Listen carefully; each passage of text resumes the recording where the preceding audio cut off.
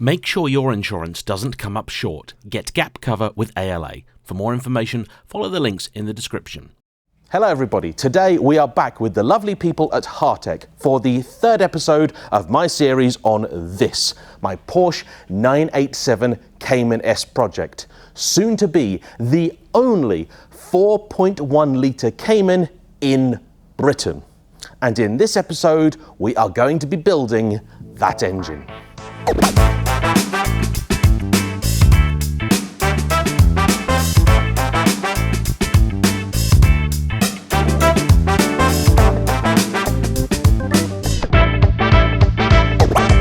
So, before we start, a real quick update on what this project actually is. It all began a year ago when I came here to Hartech, one of the world's most respected Porsche independents, because they developed a way of fixing the engines in the 996 and 997 generation 911, as well as the 986 generation Boxster and the 987 Boxster and Cayman. Cars that are absolutely brilliant, but do have one fundamental flaw: the M96 and M97 engine, which is great when it works, but is well known for some fairly serious failures, which typically require a full engine rebuild.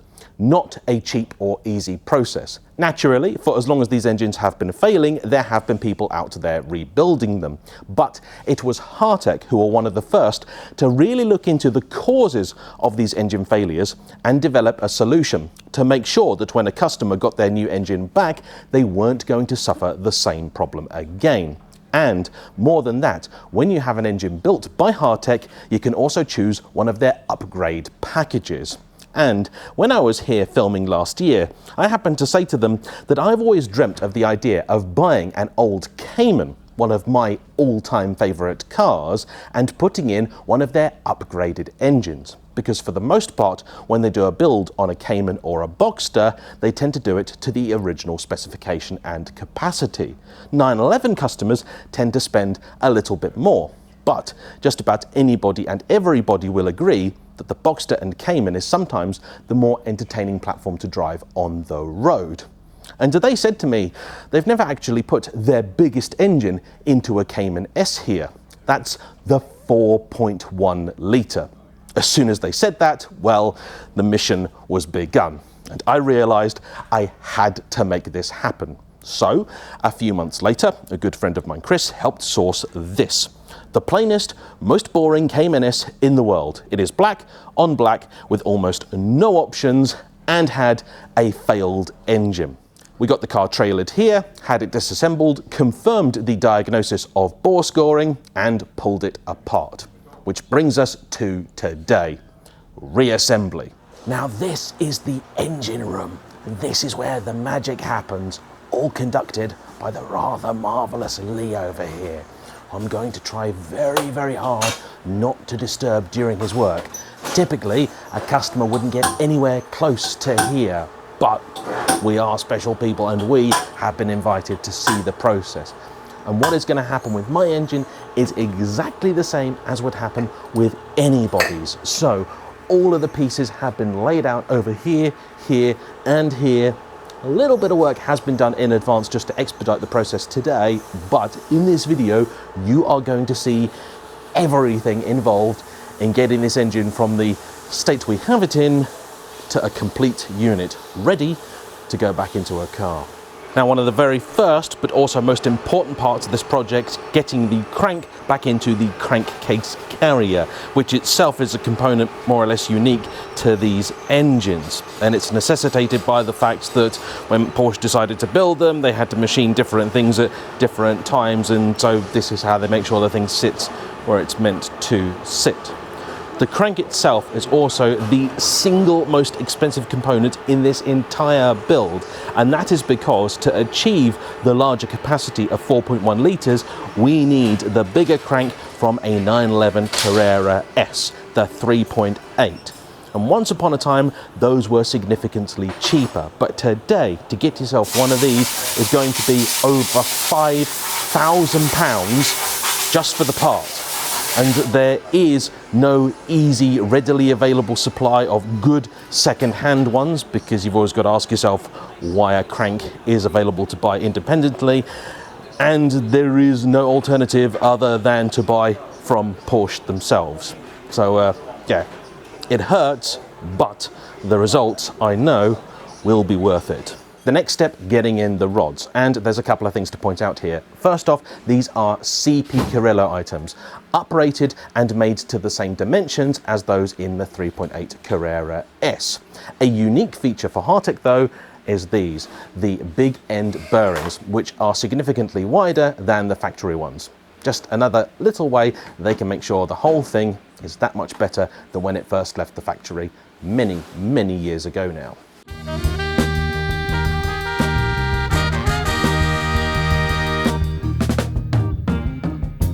We can do better, we could be chasing dreams. We know what's right, and we know how it feels. Yeah, we can do better, we can make a change for real.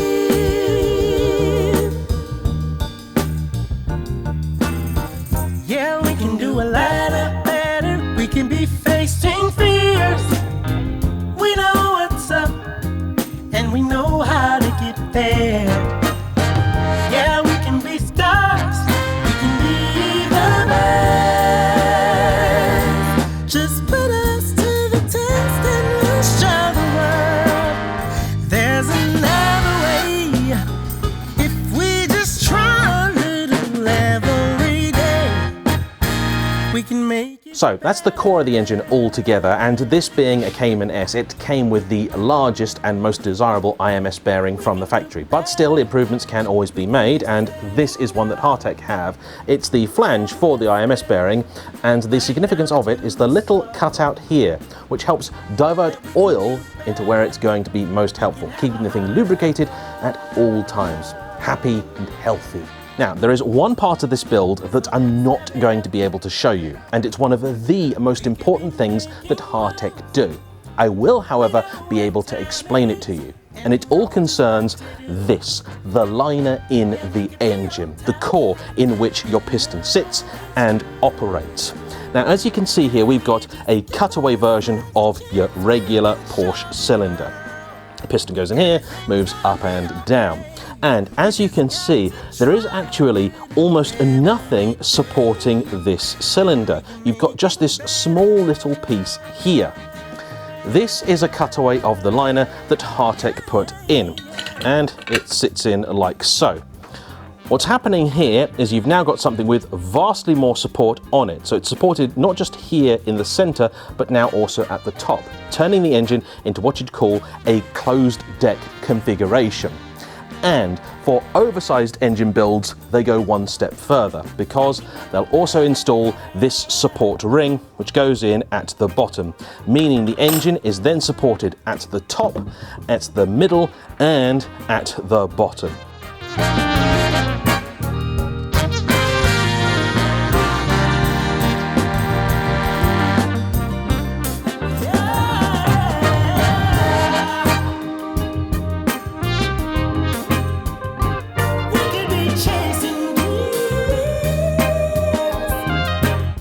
Pistons. Everybody loves talking about pistons, and here are a couple for you to look at. Now, this one is not from my engine, but it's more or less the same thing that was in it. So this is a 3.4 litre piston from a 996 Carrera.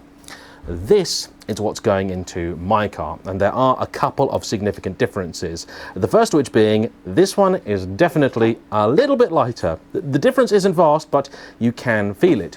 You can also tell they are profiled differently, this one having a higher compression ratio as a result.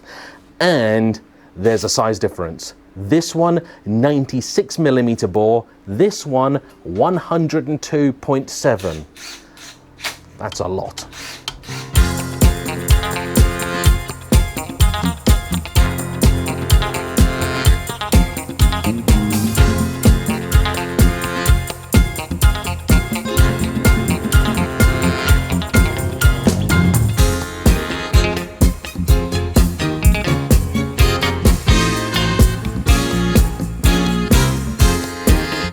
Now, while they're doing that in there, I've got something rather exciting to tell you.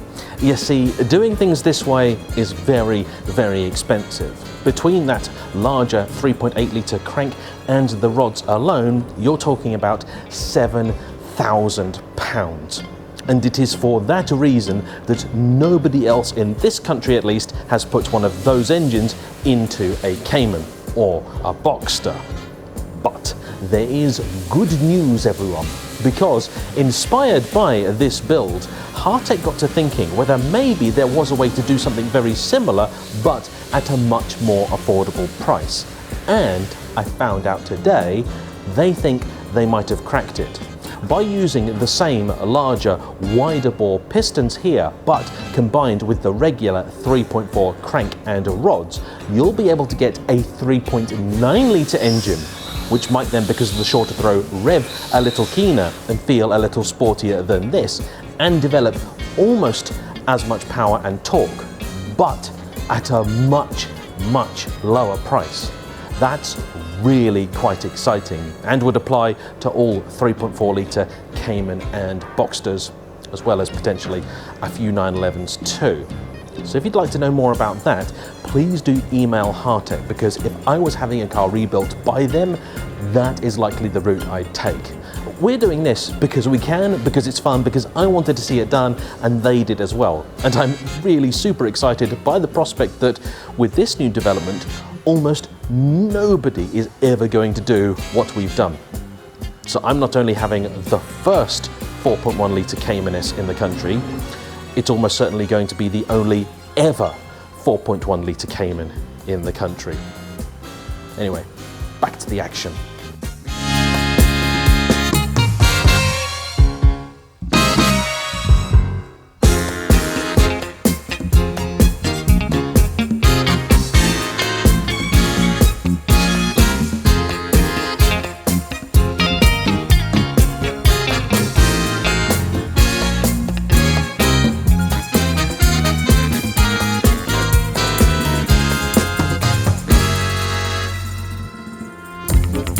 Well, the guys are on lunch at the moment, and I tell you what, this has been very nerve-wracking to watch.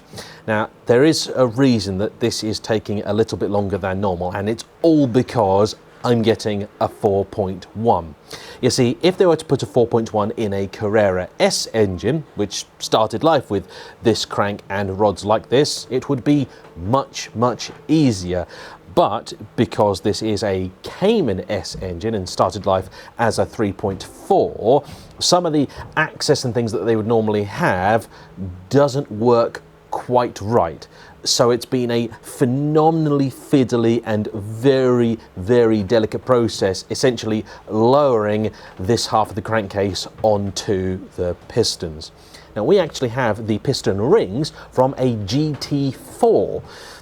Just because they fit, they are a good part, but they're really, really delicate, very, very light, very brittle, and so great care has to be taken to make sure that everything goes together correctly.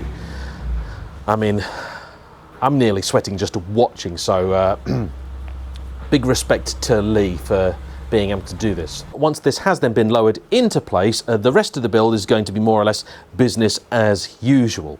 That's all done. The two halves of the crankcase are now together and Lee can continue his work. But before he does, I want to show you another little innovation from Hartech. Now, here we can see very clearly two of the most commonly discussed things when it comes to Porsche engines. On my left here, we have the famous IMS bearing. Reality is though, by the time this car was made, Porsche had already gone through a couple of revisions of it and it works fairly well. The other thing people often talk about is the RMS, or rear main seal, which goes in here. We actually haven't put the seal in yet because we're not at that stage, but the reason for the seal is to, well, stop oil falling out the engine. The issue is, because of the way that this was all built and put together and machined at different points in time, like that little crankcase carrier in the middle, you do have issues of things not being perfectly aligned, and the issue is you only require a tiny misalignment for there to be problems. Now, again, Porsche did improve things and bring in a flexible rear main seal, which more or less cured the issue. But there is another one they never got round to, and it concerns this, the crank. Now, because of the way this is all put together and the fact this has to sit in its own carrier, you have quite a large portion here at the end, which in a regular engine you might not. And it means that this little chap here at the end, the last of the main bearings, can, in certain situations, high performance driving, track or race applications, get quite a bit of force through it. This bit here is effectively unsupported. So this here, you can see, is here. Now, to help ensure that in very high performance scenarios that there is not quite so much force put through a part of the crank where it's not ideal, they've come up with this, which looks like it's a fancy pants washer basically, but one made to incredibly high specification and really tight tolerances. And it effectively goes over this bit here and will sit basically there and effectively support the end of the crankshaft, meaning that this little piece here doesn't have to suffer if the circumstance calls for it. Now, this is something that normally they'd only fit to cars designed for the racetrack or high performance use or heavy duty applications, but because we're really trying to go for the best we can here, I'm getting one. Lucky me. As you early. So, time for a trip to the machine shop.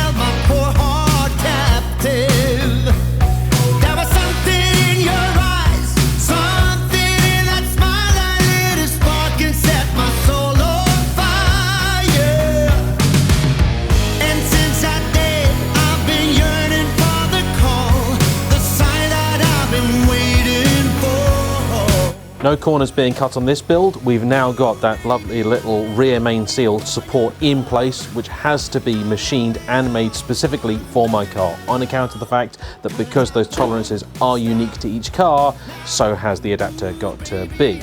That has then been drilled in, lock wired in place, so it cannot move. The conrods are forged, the pistons are forged, but the water pump is plastic, and Lee, the guru, don't forget, will only fit a plastic water pump.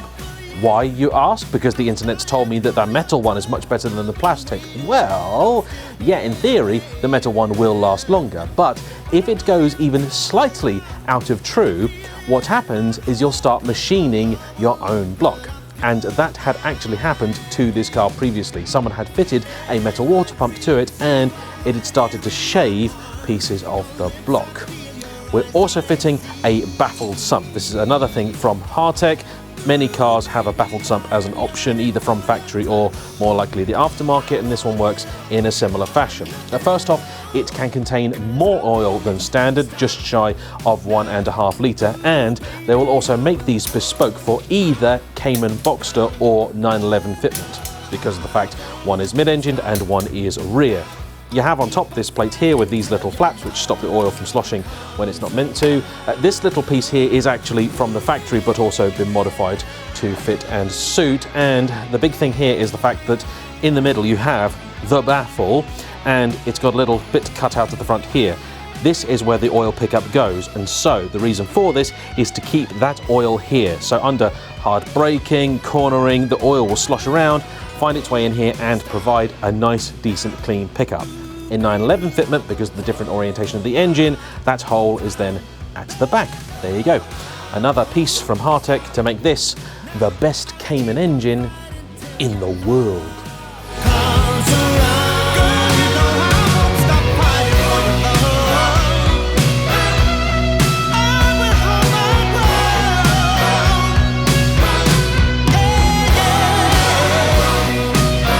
And making this a truly international project, here we have some heads from Slacker Racing, Hartek's partner over in the United States. And they've worked on this, made sure that it'll flow beautifully. So both the valve inlet, outlet, inside here, all has been worked on nicely. And the significance of this is that the Porsche engine was simply not designed to flow as much air as this is now going to be capable of doing. Remember, it started as a 3.4, Porsche themselves never sold it larger than a 3.8, and we're now making it a 4.1.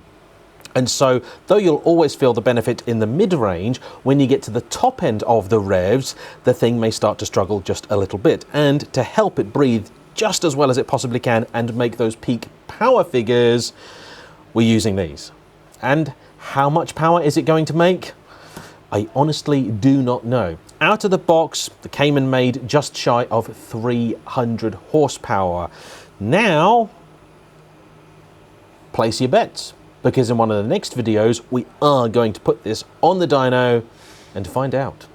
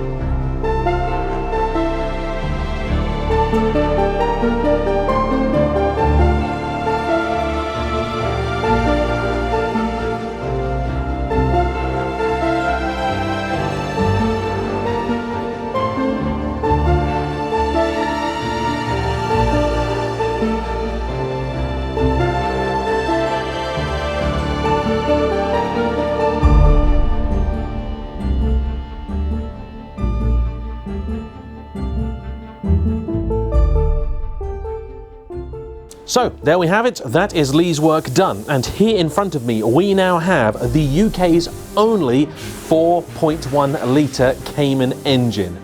This is going to be very special, but we need a car to put it in, and that is going to be the subject of the very next video, in which we need to get that up to the shape in which it'll deserve this. So then, if you've been enjoying the project thus far, don't forget to hit that like button, comment down below, subscribe if you haven't already, and if you're a bit of an engine geek like myself, follow Lee on the Porsche Gurus Facebook page, and yeah, I shall see you for the next one. Bye bye.